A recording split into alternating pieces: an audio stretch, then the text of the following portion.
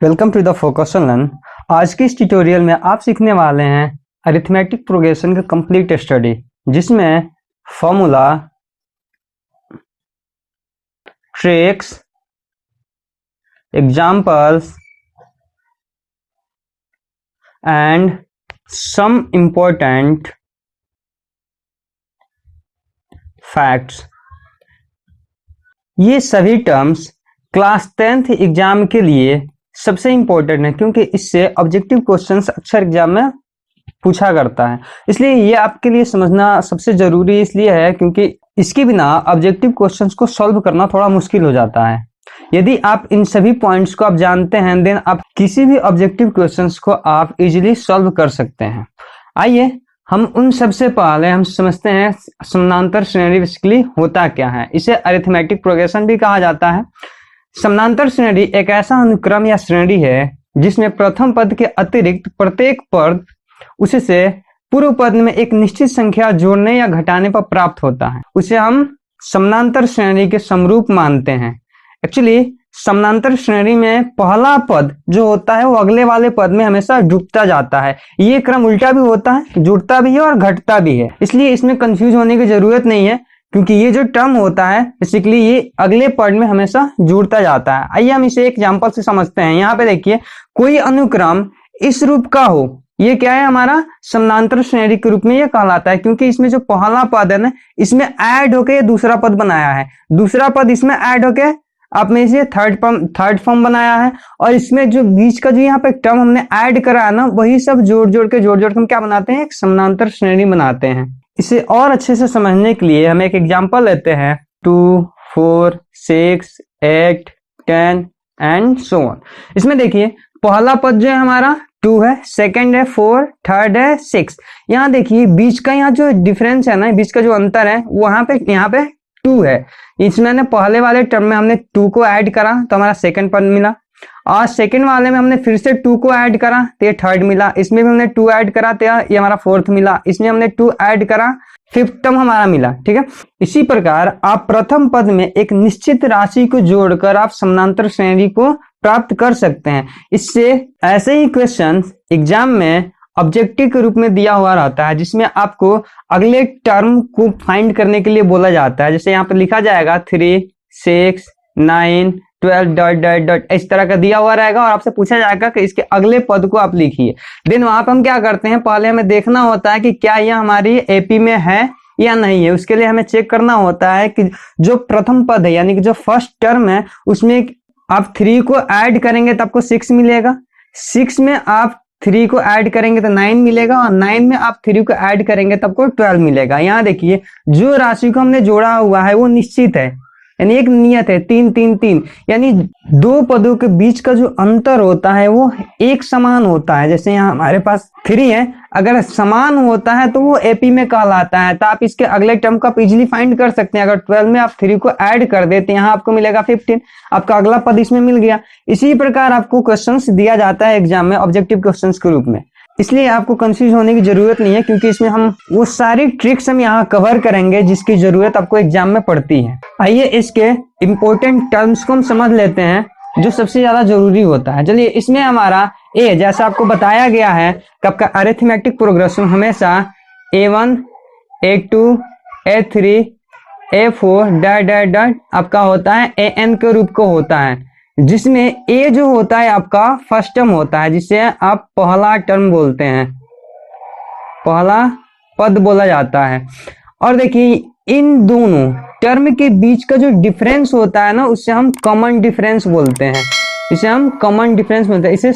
इसे सर्वांतर भी बोला जाता है, सर्वांतर, इसे सर्वांतर भी बोला जाता है। सर्वांतर में आपको कंफ्यूज होने की जरूरत नहीं है, क्योंकि यहाँ पे हमेशा दो पदों के बीच का जो अंतर होता है वो हमेशा आपका कॉमन डिफरेंस होता है। कभी भी आपको दो पदों के बीच का जो अंतर निकालना हो ना, तो हम कॉमन डिफरेंस से ही निकालते हैं। इसके लिए हम फॉर्मूला यूज करते हैं यहाँ से A2 माइनस A1। ये सबसे इंपॉर्टेंट होता है, क्योंकि जो इसका मतलब ही होता है second term minus first term. आप इसे लिख सकते हैं यहाँ से second term minus first term होता है। उसके बाद एन होता है, एन को हम कहते हैं नंबर ऑफ टर्म, यानी कि इस एपी में जितने भी टर्म यूज हुए हैं उसे हम काउंट करते हैं, उसे काउंट करके बोला जाता है नंबर ऑफ टर्म्स।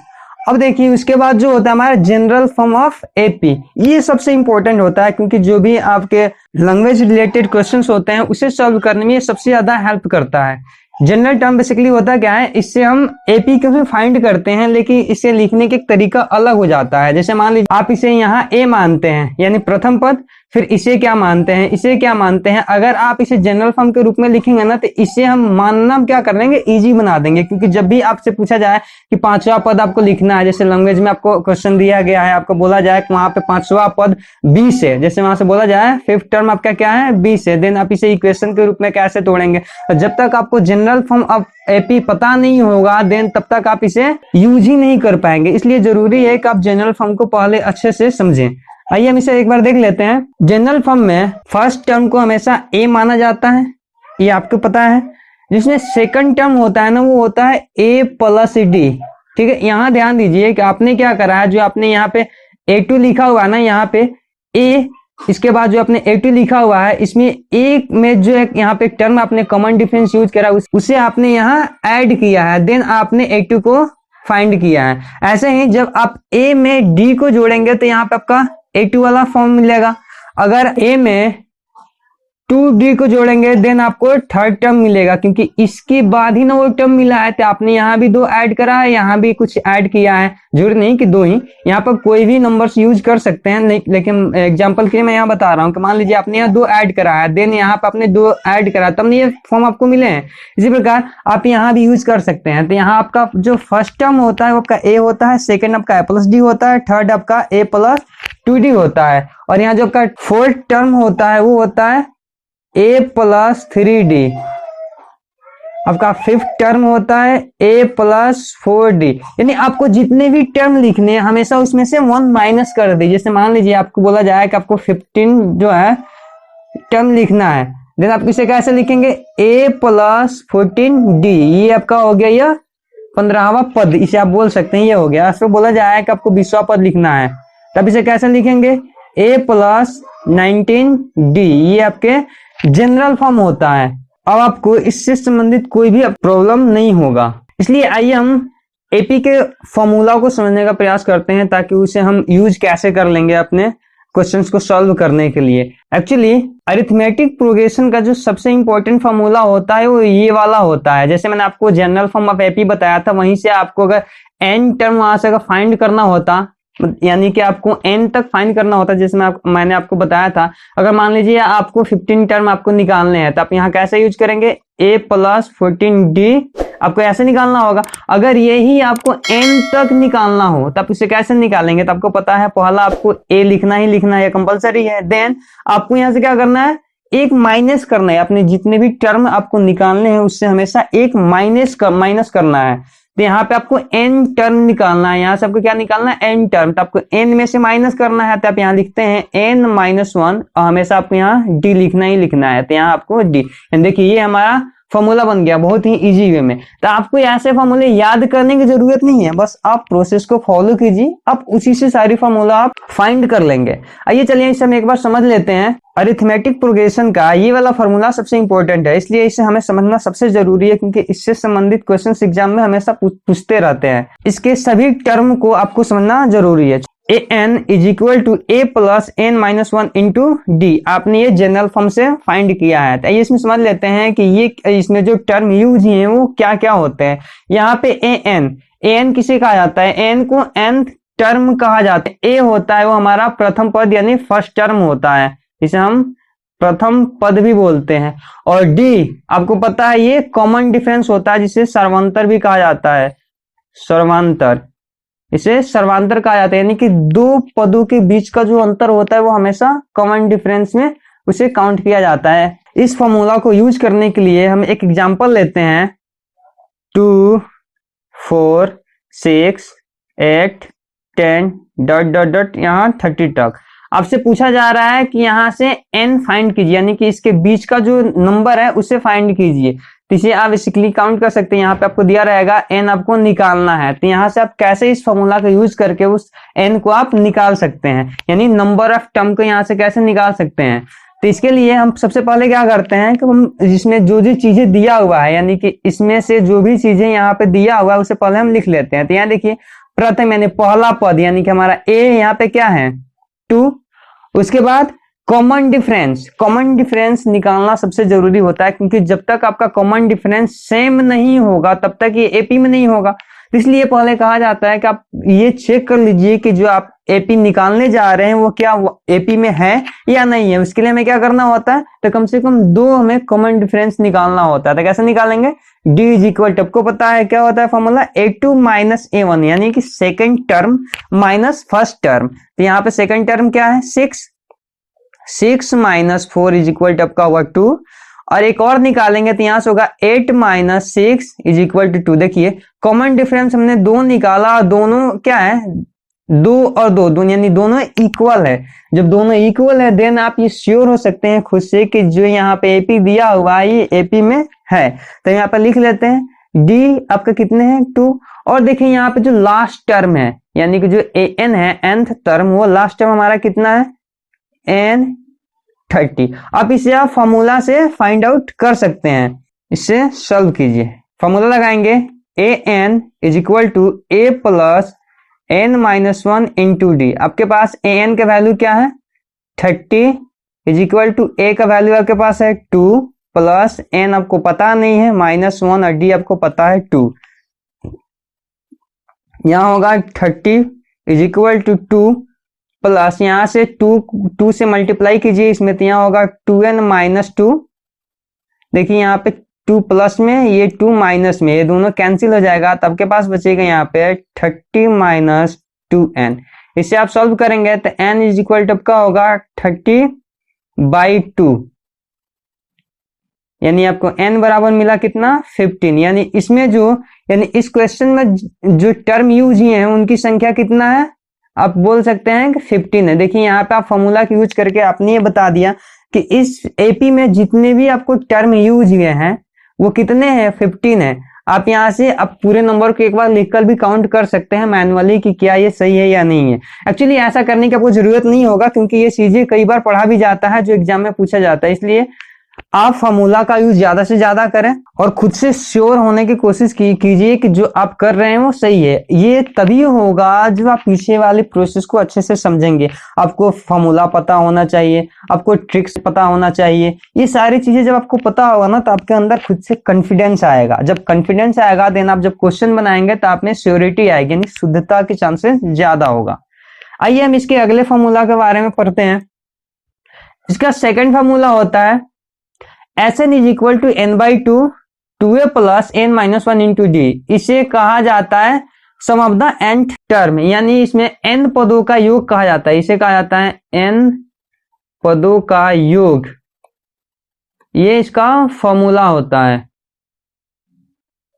इस फॉर्मूला से संबंधित एक क्वेश्चन 3 या 5 नंबर्स के आपको पूछा जाता है एग्जाम में, इसलिए इस फॉर्मूला के साथ साथ इसमें जो टर्म दिया हुआ है उसे भी समझना आपके लिए जरूरी है, क्योंकि ये एग्जाम में आने ही वाला है।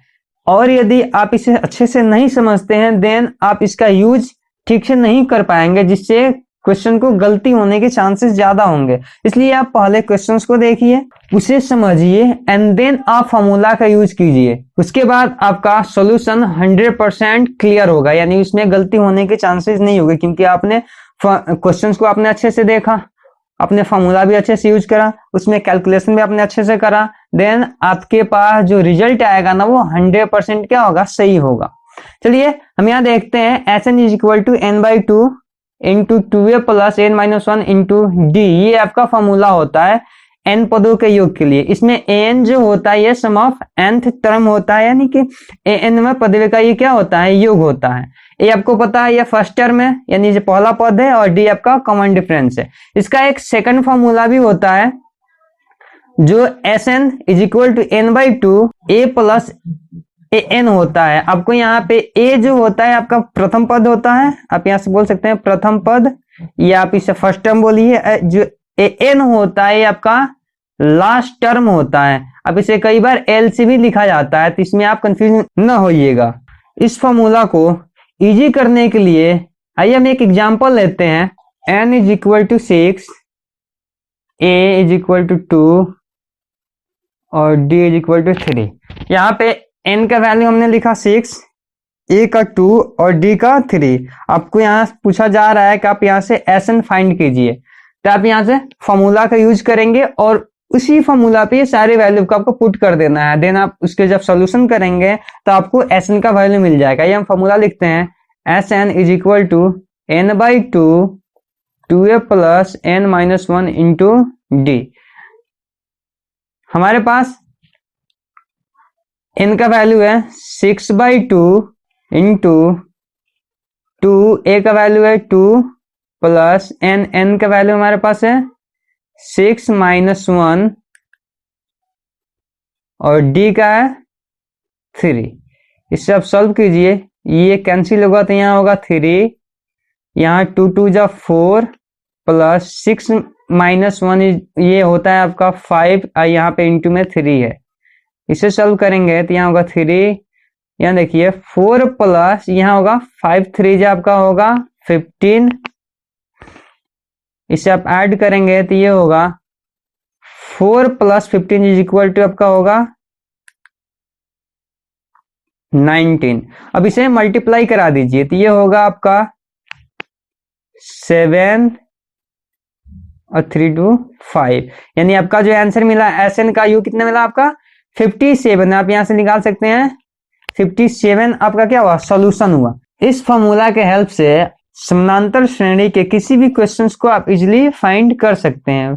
इसमें केवल आपको ध्यान रखना है कि जो इसमें टर्म यूज हुआ है उसका मतलब क्या होता है और इसे कैसे आप यूज कर सकते हैं। यदि आप इन सभी टर्म्स को आप यूज कर लेते हैं देन आप क्वेश्चन को बड़ी ही इजी बना सकते हैं। मुझे उम्मीद है ये सारी चीजें आपको अच्छे से समझ में आई होगी। आज की वीडियो में बस इतना ही। Thank you.